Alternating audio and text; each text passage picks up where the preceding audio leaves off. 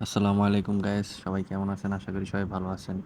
তো আজকে শুক্রবার, মন চাইতেছে কোথাও ঘুরতে যাইতে। তো আইসা পড়লাম নিউ ঢাকা সিটি। এই পার্কটা অনেক সুন্দর, মনোরম পরিবেশ, গাছগাছালি ভরা, অনেক বড়।